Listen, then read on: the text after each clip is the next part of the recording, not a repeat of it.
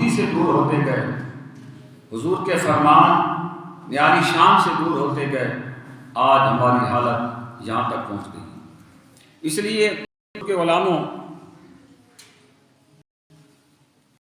گزشتہ جمعۃ المبارک موضوع شروع کیا، دوست احباب جلدی تشریف لائے تھے، آج بھی تشریف لائے۔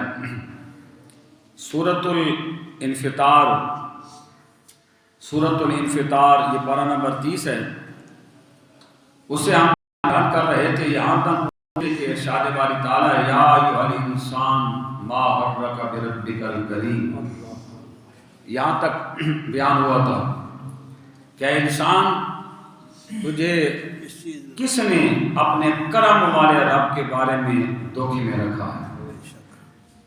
کرم والا رب کتنا کرم والا ہے جی، کتنا مہربان ہے جی، کتنا پیار کرنے والا ہے جی کہ تسی جناب تشریف فرماؤ بزرگ، میری عمر سے زیادہ کہ آپ تشریف فرمائیں، اگر آپ کو میری بات سمجھ آ رہی ہے، اور اگر یہاں بھی آپ اگر توجہ نہیں فرمائیں گے تو آنے کا مقصد آپ کا فوت ہو جائے گا کہ باپ اپنی اولاد سے پیار کرتا ہے، اس میں کوئی شک نہیں ہے، لیکن ماں بیٹے سے باپ سے ہی بڑھ کر پیار کرتی ہے۔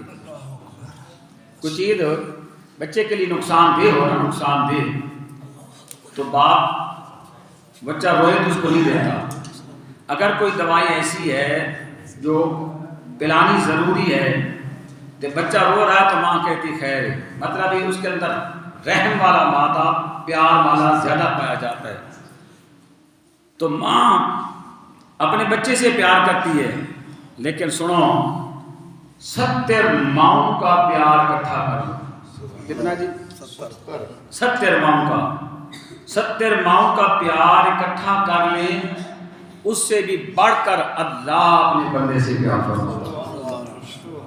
آپ اس کے گھر میں، اس رب کے گھر میں موجود ہیں، 70 ماؤں کا پیار اکٹھا کر لیں تو فرمایا اللہ تعالیٰ نے یا ایھا الانسان ما غرک بربک الکریم، اے انسان کس نے تجھے، وہ کون ہے، وہ کون سی خواہشات ہیں تیری جس نے تجھے کرم والے رب سے دور کر دیا۔ آگے فرمایا، جہاں تک گزشتہ جمعۃ المبارک پر بیان ہوا تھا، فرمایا وہ رب کون ہے؟ الذی خلقک فسواک فعدلک فی ای صورت ما شاء رکبک، وہ تمہارا رب ہے جس نے تمہیں ٹھیک ٹھاک خلقک فسواک فعدلک، ہر اعضاء کو اس کے مطابق تمہیں بنایا ہے، جس صورت میں چاہا تمہیں ڈھال دیا اور خوبصورت شکل عطا فرمائی۔ دیکھو اعضاء، انہی اعضاء کو پر آپ غور کر لیں تو یہ صورتیں بنانے والی ذات، یہ کس کی ذات ہے؟ خالق کون ہے؟ خالق اللہ تعالیٰ کی ذات ہے، مالک وہی، خالق وہی، رزاق وہی، ہر چیز کے اوپر تصور اسی کا، قادر مطلق وہی ہے۔ لیکن یہ فرمانے کے بعد فرمایا کلا بل تکذبون بالدین، انصاف کے دن کو تو جھٹلاتا ہے اور انصاف کا انکار کرتا ہے۔ پھر یہاں تو اگر آدمی 2 نمبری معاذ اللہ کر لے، جھٹلا دے، لیکن وہاں بچت وہاں نہیں ہے۔ فرمایا یہاں اگر تو کچھ چھپانا بھی چاہے، کچھ ظاہر نہیں بھی کرنا چاہتا، چھپانا بھی چاہتا ہے، لیکن سن وَإِنَّ عَلَيْكُمْ لَحَافِظِينَ کِرَامًا کاتبین یعلمون ما تفعلون، قرآن کی جب یہ آیا تو وَإِنَّ عَلَيْكُمْ لَحَافِظِينَ کِرَامًا کاتبین یعلمون ما تفعلون، نماز میں آدمی پڑھتا ہے تو انسان کے رونگٹے کھڑے ہو جاتے ہیں۔ اللہ کیا فرما رہا ہے؟ وَإِنَّ عَلَيْكُمْ لَحَافِظِينَ، اے انسان تیرے اوپر 2 نگہبان موجود ہیں، کرامن کاتبین، بڑے معزز ہیں۔ کون ہیں جی؟ معزز فرشتے ہیں، معزز ہیں کرامن کاتبین، یعلمون ما تفعلون، جو تو کر رہا ہے لکھتے ہیں. یہ اوپر لگے نا کیمرہ میں آپ کو سمجھانے کے لیے.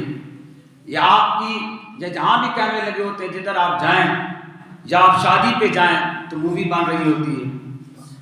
کتنے عرصے بعد وہ نکال لیں تو سارا ریکارڈ آپ کا کیا ہوتا ہے؟ موجود ہوتا ہے. آدمی کو انکار کر سکتا نہیں ہے. اللہ فرما رہا ہے اگر تو دنیا سے چھپ بھی چاہ اور خدا سے چھپ سکتا نہیں. دو فرشتے موجود ہیں معزز جو لکھنے والے ہیں. یعلمون ما تفعلون. دائیں بائیں فرشتے موجود ہیں جو نیکی کرتا ہے وہ بھی لکھتے ہیں, برائی کرتا ہے وہ بھی لکھتے ہیں. یہ دفتر لکھے جا رہے ہیں. جب کل قیامت کا روز ہوگا تو تیرے سامنے آ جائیں گے. اتنا تیرے اوپر نگہبانی ہے. اچھا میں آپ سے سوال کرنا چاہتا ہوں, بڑے آپ سمجھدار لوگ ہیں. کوئی آدمی کسی بندے کے سامنے گناہ کر سکتا ہے؟ کوئی آدمی ناپ تول کرنا چاہے غلط معاذ اللہ سے کرتا بندہ دیکھ رہا ہے, کرے گا؟ نہیں کرے گا نا جی. کوئی غلط کاری کرے گا کسی بندے کے سامنے؟ نہیں کرے گا. کہے گا بندہ دیکھ رہا ہے یار, وہ بندے دیکھ رہے ہیں. کوئی غلط کاری نہیں کرے گا, کوئی گناہ نہیں کرے گا. اگر دکاندار ہے ناپ تول میں کمی نہیں کرے گا. اگر بندہ اس کو پتہ چل جائے بندہ دیکھ رہا ہے. اگر گناہ آپ بندے کے سامنے نہیں کرتے, بندوں سے ڈرتے ہیں کہ بندہ دیکھ رہا ہے. خدا کے بندو اگر کوئی دیکھے نہ دیکھے خدا دیکھ رہا ہے. بندوں سے چھپ جاؤ گے, بندوں سے لک جاؤ گے, پر خدا سے چھپ سکتے نہیں. خدا سے نہیں چھپ سکتے. بندوں سے آپ چھپ جائیں گے. جناب ایک کمرے میں دوسرے میں چلے جائیں برائی کا ارادہ کر کے, تیسرے میں چلے جائیں ترازو کے اندر کمی لا لیں, لیکن آپ کو کوئی دیکھے نہ دیکھے اللہ دیکھ رہا ہے. جب آپ اس مقام پہ پہنچ گئے کہ مجھے کوئی اور دیکھے نہ دیکھے میرا رب دیکھ رہا ہے, آپ کی زندگی میں تبدیلی آنا شروع ہو جائے گی. آپ کی زندگی میں پھر آپ کا ہر کام اس میں رضا اللہ آنا شروع ہو جائے گی. جب خدا کی رضا آدمی میں آتی ہے, جب اللہ کی رضا آتی ہے کہ خدا راضی ہو جائے, میں نے دنیا والوں کو راضی نہیں کرنا, دنیا والوں کے ڈر سے میں نے برائیاں نہیں چھوڑنی, میں نے برائی بھی اس لیے چھوڑنی ہے کہ اللہ راضی ہو جائے, نیکی بھی اس لیے کرنی ہے کہ اللہ راضی ہو جائے. آپ کی زندگی میں بہار آنا شروع ہو جائے گی, آپ میں تبدیلی آنا شروع ہو جائے گی. دیکھیں ہم اتنا عرصہ نمازیں بھی پڑھتے ہیں, روزے بھی رکھتے ہیں, خیراتیں بھی کرتے ہیں, تبدیلی نہیں آ رہی ہے انسان کے اندر. مومن کی بڑی شان ہے کنتم خیر امۃ اخرجت للناس تأمرون بالمعروف وتنہون عن المنکر. یہ مومنین کی شان ہے, امت محمدیہ کی شان ہے. لیکن انسان نمازیں بھی پڑھتے ہیں, روزے بھی رکھتے ہیں, خیراتیں بھی کرتا ہے, اور ساتھ ساتھ برائیاں بھی یوں ہو رہی ہیں, پھر خوف خدا بھی نہیں ہے.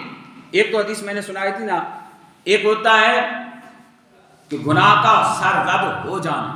گناہ کا آدمی ہے نا جی, انسان سے غلطی ہو گئی, کوتاہی کر بیٹھا, گناہ کر بیٹھا تو فوراً توبہ کر لے, توبہ کرے.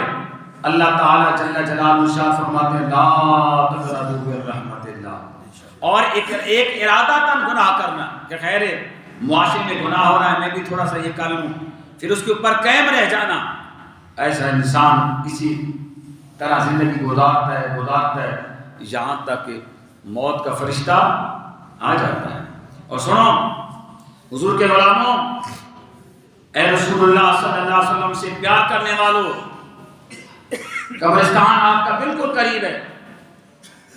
میں بھی جاتا ہوں, آپ بھی امید ہے گئے ہوں گے. صبح میں نے مسئلہ بیان کیا ہے کہ جب تک آدمی اپنی ماں ہے, باپ ہے, جو دنیا سے چلا گیا, رشتہ دار ہے, اس کی قبر کے اوپر کھڑا رہتا ہے, مرنے والے کو سکون ہوتا ہے, اسے راحت ملتی ہے. لیکن ایک بات اور بھی بتا دوں, جن کے والدین زندہ ہیں, والدین زندہ ہیں, یہاں جب آپ کے والدین زندہ ہیں, ماں باپ زندہ ہیں, ان کی خدمت کر لو, یہیں پہ ملو. کہیں ایسا وقت نہ آ جائے کہ آپ کو قبرستان میں جانا پڑ جائے. اور جن کے چلے گئے وہ جاتے ہیں قبرستان, وہاں ملنے کے لیے جاتے ہیں. تو میں سمجھانا یہ چاہتا ہوں قبرستان میں صرف آپ نے جانا نہیں ہے, کل صرف آپ نے دعا نہیں کرنی وہاں جا کر آپ نے ایک چیز نوٹ کرنی ہے، غور کرنا ہے۔ وہ کیا غور کرنا ہے؟ سوچنا آپ نے کیا، وہاں جا کر آپ نے غور کیا کرنا ہے؟ غور کرنا ہے کہ جہاں آپ اتنی بھی تشریف فرمائیں، اللہ تعالیٰ سب کے رزق حلال میں برکتیں عطا فرمائیں۔ جو مکانات بناتے ہیں آپ، اللہ انہیں برکتیں عطا فرمائیں۔ لیکن آپ نے نوٹ کیا کرنا ہے، غور کیا کرنا ہے کہ یار یہ 5 فٹ یا 6 فٹ کی جگہ میں میرا بھائی پڑا ہوا ہے، آرام فرما ہے، میرا باپ 5 فٹ کی جگہ یا 6 فٹ جگہ آدمی پڑا ہو تو 6 فٹ ہو جائے گی، پمائش کرتے ہیں نا قبر کی، جہاں تشریف فرما ہے۔ اور یہ بڑے بڑے جناب امیر لکھا ہوتا ہے فلاں صاحب فلاں فلاں فلاں، تو یہ بھی تو ہماری طرح اس کوٹھی میں رہتے تھے نا۔ یہ جو بڑی بڑی بلڈنگیں، یہ جو بڑی بڑی بلڈنگیں بنی ہوئی ہیں، میں حدیث میں سناتا چلوں، ناراض نہیں ہونا، کوئی ہوگا تو میں نے تو اللہ کو راضی کرنا ہے، کیونکہ میں یہ پڑھتا ہوں کہ سارا کم پڑھ قرآن حدیث سناون، کوئی مننے یا نہ مننے، دونوں جہاں ماریا ویسی جڑا حد قرآن حدیث دی بننے۔ سوچنا یہ بھی وہی رہتے تھے، اب یہاں آ گئے، یہاں پتہ کتنا عرصہ رہنا ہے، تو کبھی سوچا ہے کہ میں نے بھی یہاں جانا ہے؟ کبھی یہ بھی سوچا ہے کہ یہ میں بھی یہاں عیش و عشرت کے ساتھ رہ رہا ہوں، اور گاڑیاں ہیں، مکانات ہیں، ساری دنیا کی سہولتیں اللہ نے عطا فرمائی ہیں، تو میں نے بھی یہاں آنا ہے۔ کاش کہ کبھی اس نظریے سے تو قبرستان جا اور وہاں سے یہ سبق حاصل کر کے آؤ، تو انشاءاللہ العزیز پھر آپ کا دل کوٹھیوں میں نہیں لگے گا، اللہ کے گھر میں لگے گا۔ یہ دنیا کی مثال حضور نے پتہ کیسے دی ہے؟ یہ جو دنیا ہے اس کی مثال میرے محبوب نے کیسے دی ہے؟ رسول اللہ صلی اللہ علیہ وسلم اپنے صحابہ کرام کے ساتھ جا رہے تھے، ایک بکری کا بچہ، ایک چھوٹا بچہ نہیں ہوتا، چھوٹا سا بالکل 2 دن کا 4 دن کا آپ نے 5 دن کا، وہ مردار پڑا ہوا تھا۔ رسول اللہ صلی اللہ علیہ وسلم نے فرمایا ہے میرے صحابہ، اس کو کوئی 10 درہم میں خریدے گا؟ کوئی خریدے گا؟ صحابہ نے کہا یا رسول اللہ صلی اللہ علیہ وسلم، یہ تو اب بے حیثیت ہو چکا ہے، اس کی کوئی حیثیت نہیں ہے، مردار ہے، اسے کون خریدے گا؟ اسے کون خریدے گا؟ تو میرے محبوب صلی اللہ علیہ وسلم نے فرمایا سنو صحابہ، دیکھ رہے ہو یہ کتنا تمہارے نزدیک بے حیثیت ہو چکا ہے، اس کی کوئی حیثیت نہیں ہے، اس کی کوئی ویلیو نہیں ہے، خدا کے نزدیک، اللہ کے نزدیک یہ ساری دنیا اس سے بھی زیادہ ذلیل ہے، کوئی حیثیت اللہ کے نزدیک اس کی نہیں ہے۔ اللہ کے نزدیک عزت کس کی ہے؟ پڑھو قرآن اللہ کا، پڑھو لارب کتاب ارشاد باری تعالی ان اکرمکم عند اللہ اتقاکم، یہ قرآن کی نص ہے، تم میں سے عزت والا وہ ہے، اللہ کے نزدیک عزت والا وہ ہے جو سب سے زیادہ متقی تے پرہیزگار ہے۔ سب سے زیادہ کون ہے؟ متقی ہے اور پرہیزگار ہے۔ یہ میں نہیں کہہ رہا، یہ کوئی صوفی نہیں کہہ رہا، یہ وہ کتاب جس کے کھولتے ہوئے ارشاد باری تعالی لا ریب فیہ، اس کو پڑھنے والے یہ وہ بلند رتبہ کتاب ہے، اس میں کوئی شک کی جگہ نہیں ہے، اس کے اندر اللہ فرما رہا ہے اے لوگوں بے شک تمہیں جو کچھ بھی مل جائے، جتنے مال مل جائیں، دولتیں مل جائیں، لیکن خدا کے نزدیک مقام اسی کا ہے جو سب سے زیادہ متقی اور پرہیزگار ہے۔ سمجھ آ گئی گل نہیں؟ آگے سنو، یہ قرآن کی جو ہم نے موضوع شروع کیا تھا، اللہ تعالیٰ کیا ارشاد فرماتے ہیں تمہارے اوپر نگہبان کیا ہے؟ موجود ہیں، لکھنے والے کیا ہیں؟ موجود ہیں، جو بھی تم کرتے ہو۔ آگے فرمایا اللہ اکبر ان الابرار لفی نعیم، قیامت کا منظر اللہ بیان فرما رہا ہے، ان الابرار لفی نعیم، فرمایا کہ اس نے یہ دنیا کی مختصر سی زندگی اللہ اور رسول اللہ صلی اللہ علیہ وسلم کی یاد میں گزار دی ہوگی۔ ان الابرار لفی نعیم، وہ وہاں چین میں ہوں گے۔ یہاں عارضی چین آپ کو چاہیے یا ہمیشہ والا؟ دیکھیں نا، آپ سمجھدار لوگ ہیں، سمجھدار. اب تھوڑا سا آپ کو آخری یہ 5 منٹ سمجھاؤں کتنے اللہ نے آپ کو شعور عطا فرمایا. سمجھدار ہیں.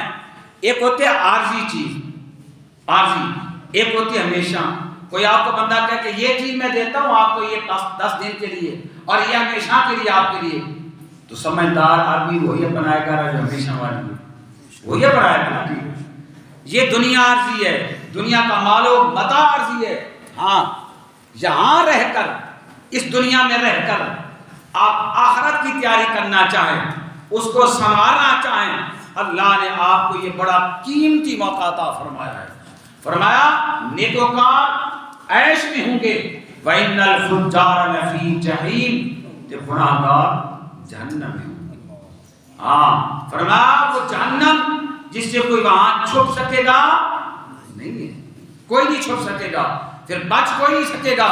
اس لیے حضور کے غلاموں، یہ دنیا اور دنیا کی مختصر سی زندگی اللہ رسول اللہ صلی اللہ علیہ وسلم کی یاد میں بسر کر کے چلے جائیں. قرآن کا دامن پکڑ لیں. دیکھیں ایک اور مثال سے میں آپ کو سمجھانا چاہتا ہوں. انسان کی زندگی ہے نا، ہماری زندگیاں، عمریں اوسطاً میں سے 60 سال ہیں. 70 سال پہ کچھ چلا جاتا ہے، 100 سال پہ چلا گیا، 80 سال پہ چلا گیا، زیادہ تر 100 سال کا تو کوئی ہوگا بابا جی، ٹھیک ہے نا جی. میں عام 70 سال 80 سال اوسطاً 60 سال. ایک آدمی ہے، یہ بات سمجھو، ایک آدمی اس کی زندگی ہے 80 سال. اگر وہ 80 سال میں سے 60 سال گزار چکا ہے تو پیچھے کتنے رہ گئے؟ 20 سال. یہ تو اللہ کو پتہ ہے، لیکن میں تھوڑا سمجھانے کے لیے اب 20 سال کے لیے اتنا کچھ سوچ رہا. ویسے پتہ تو 1 سیکنڈ کا بھی، 1 سانس کا بھی نہیں ہے. 20 سال کتنی تیاری کر رہا ہے. او جناب کیا کیا پلان ہے، کیا کیا. تو وہاں جہاں آپ نے اور ہم نے ہمیشہ رہنا ہے، قبرستان میں وہاں دیکھیں نا کتنے جناب آباء و اجداد پڑے ہوئے ہیں. وہاں جو دوست بھی اکثر تو قبر سے اوپر سے گزر جاتے ہیں، رشتہ دار بھی کوئی کی ہوتا ہے، اور اگر اولاد وفادار ہو تو وہ جاتی ہے 10 منٹ کھڑتی ہے. ورنہ اکثر رواج یہ آ گیا ہے، جناب کو طلباء بلا لیے، جناب کسی اور کو کھڑا کر دیا. نانا قبر پہ خود جا تک پتہ چلے کس کا باپ ہے کہ میرا بیٹا آیا ہے، ماں تو پتہ چلے میرا پتر آیا ہے. تو یہاں 20 سال گزارنے ہیں. اگر 30 سال زندگی ہے تو 20 سال گزار چکا ہے، 10 سال کی اتنا مشق کر رہا ہے، تو وہاں اتنا عرصہ گزارنا ہے تو اس کے لیے تیاری کر رہا ہے. اس کے لیے تیاری کرو. آپ کی زندگی قیمتی ہے، آپ کا ٹائم قیمتی ہے. یہ زندگی، یہ ٹائم آپ اللہ اور اس کے رسول صلی اللہ علیہ وسلم کی ذات میں گزارنے والے ہوتے ہیں. اور نہیں ہے نا، اور تو 5 وقت کے نمازی ہو جائیں، نمازی ہو جائیں 5 وقت کے، 5 وقت خدا کی بارگاہ میں سجدہ ریز ہونے والے ہو جائیں. حدیث پاک میں آتا ہے، آپ حدیث سنیں گے تو مچل جائیں گے. رسول اللہ صلی اللہ علیہ وسلم نے فرمایا تحترقونا تحترقونا. مختلف کتب میں حدیث موجود ہے کہ تم جل رہے ہو، تم جل رہے ہو. کس میں؟ گناہوں کی بٹھی میں. ہم جل رہے ہیں. اب تمہارے حالات ہیں، قدم قدم کے اوپر ہمارے پاس ہم سے گناہ ہوتا ہے، ہر قدم کے اوپر.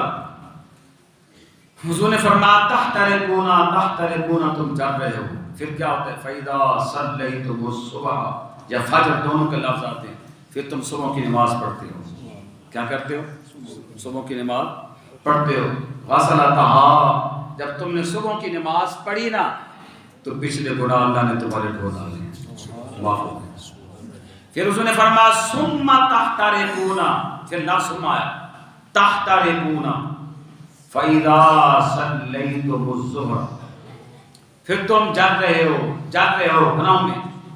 پھر جب تم نے نماز ظہر ادا فرمائی تو غسلتہا، جو ظہر اور عصر کے درمیان میں گناہ ہوئے تھے اللہ نے تمہارے دھو ڈالے، مٹ گئے. وہ کیا ہو گئے؟ مٹ گئے. اسی طرح 5 نمازوں کی ترتیب حدیث میں موجود ہے. حضور نے بیان فرمائی، جب حضور نے فرمایا جب عشاء کی نماز کے بارے میں، عشاء کے بعد پھر حضور نے ثم تحترقونا کا لفظ نہیں فرمایا. پھر فرمایا حضور نے کہ پھر تم اس کے پاس سو جاتے ہو. کیا کرتے ہو؟ سو جاتے ہو.